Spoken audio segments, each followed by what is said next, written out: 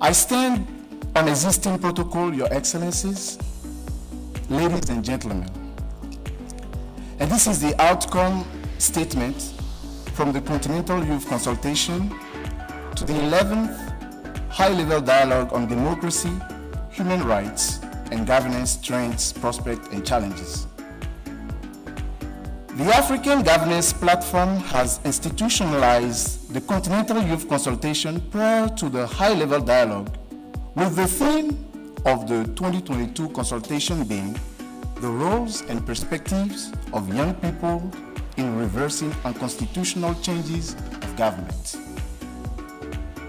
The overriding objective of this consultation was to gain youth perspectives on issues affecting their lives and solicit ideas and solutions, as well as highlight the role of youth in reversing unconstitutional changes of government, meaning UCG, on the continent. The themes discussed during the consultation centered on youth perspectives on the resurgence of unconstitutional changes of government in Africa, analysis of African Union and regional economic communities' RECs normative frameworks against UCG through the lens of youth, meaningful inclusion of youth in political and socio-economic systems as key for UCG reversal, youth leadership, fostering the next generation of political leaders against UCG, and inclusive implementation of the Accra and Malabo declarations against UCG, youth at the center. This outcome statement presents the general trends, challenges, and recommendations of the Continental Youth Consultation. The two-day consultation brought together participants from youth-led organizations and youth-oriented organizations, AU member states, including representatives of national institutions, agencies, think tank, and academic research institutions, media practitioners, the private sector representatives of the African Governance Platform members, international organizations, and development partners. What are the highlights of these youth consultations? Africa's population is the youngest in the world. About 60% of Africa's population is under the age of 25, and it is estimated that the youth population will increase by approximately 42% by 2030 and double by 2055. As occurrences of unconstitutional changes of government in Africa have increased over past decades, dismantling governance systems, weakening state institutions, and undermining development at the national, regional, and continental levels, the adverse impacts of UCG on youth populations are significant and call for lasting solutions and urgent attention. Distrust and lack of mutuality between the leaders at the state level is the youth account for the increase in UCG on the continent, especially due to the failure of political leaders to deliver on promises. This leads to frustration among young people and the tendency for youth to support UCG. Increasingly, perpetrators of UCG have utilized propaganda, misinformation, and disinformation via online platforms to garner support from the youth to advance their agenda. And from this forum, social media was isolated as one of such medium where the unintentional fanning of the embers of UCG takes place. And from this pre-forum, the youth were unanimous on the need to deliberately exercise caution when engaging in political discourse on digital platforms to avoid being unintentionally used as instruments to fuel the occurrence of UCG. The African Union has spearheaded the development of frameworks which empower and encourage youth participation in governance, such as the African Union Charter, the Youth Decade Plan of Action, and the African Charter on Democracy, Elections, and Governance, ACDEC, among others. In this regard, the youth are making an appeal to the AU, the African Union, that youth-focused normative framework and policies be framed in language that youth can identify with, as this enable youth to take ownership of this instrument, express themselves freely, and engage their peers in a way that will impact them most. Youth are also urging that beyond the drafting, ratification, and adoption of policies for youth participation, that there be the adoption of quotas for youth that can ensure the participation and representation within political spaces and platforms at the national, regional, and continental level.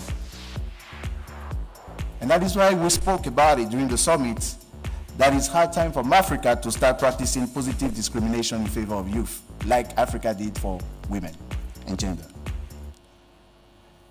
Member states were called upon to sustain and increase engagement with youth, continue to design mechanisms, and create a conducive environment for the effective participation of youth in peace and development processes at national, regional, and continental levels.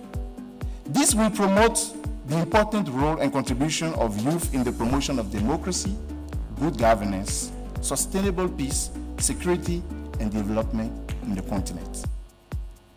African citizens, in particular the youth, are increasingly concerned about the state of democracy, governance. The call for inclusion in processes has become louder, and the question on dividend of democracy have been put on the table by youth.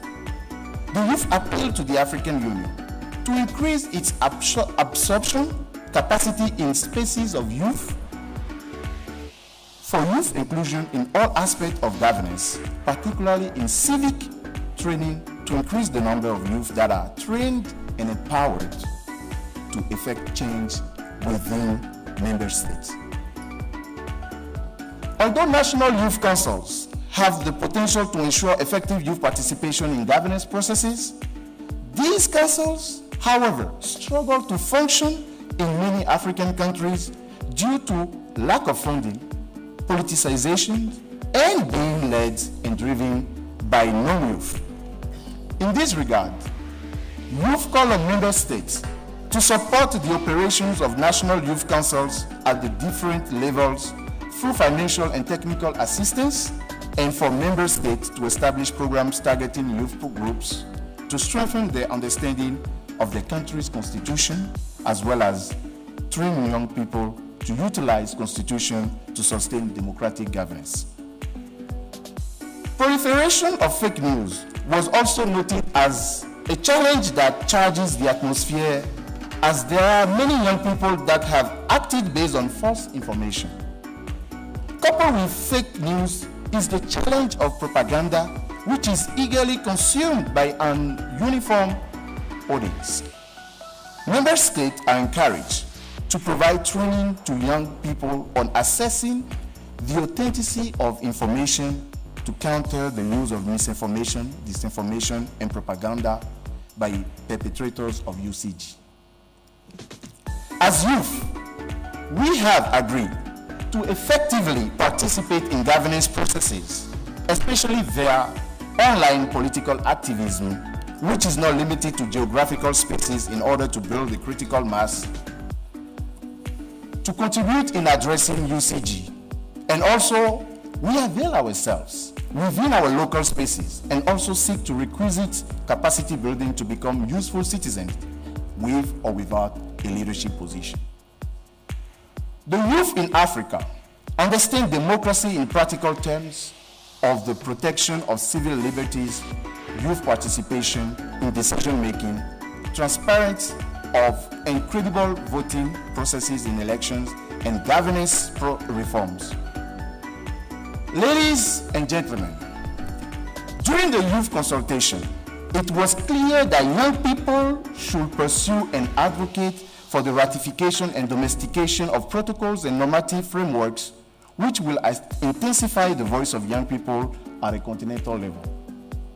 To conclude, it is important to live here with more than a vision, but with the spirit to implement, dear excellencies. We must start doing positive discrimination in favor of the youth, like we have started for women across the continent. I believe in it. We have seen it work here, and I hope that from this forum, organized here in Benin, we will take this to our member states and implement positive discrimination in favor of youth. Let me stress this again in my language. Pour conclure, il est important de partir d'ici avec plus qu'une vision, mais avec l'esprit à mettre en œuvre. Nous devons commencer par pratiquer la discrimination positive en faveur des jeunes, comme nous l'avons commencé à le faire pour les femmes à travers le continent. J'y crois. Nous l'avons vu fonctionner ici. Et j'espère qu'à partir de ce forum, tenu au Bénin, nous porterons cela à nos États membres et mettrons en œuvre une discrimination positive en faveur de la jeunesse. Ladies and gentlemen, to build the Africa we want, we need to invest in young people and women for years and years. And then our fathers can live and rest in the old days knowing that they are on a continent where happiness is thriving because we work together and invested in the future of our people. Thank you.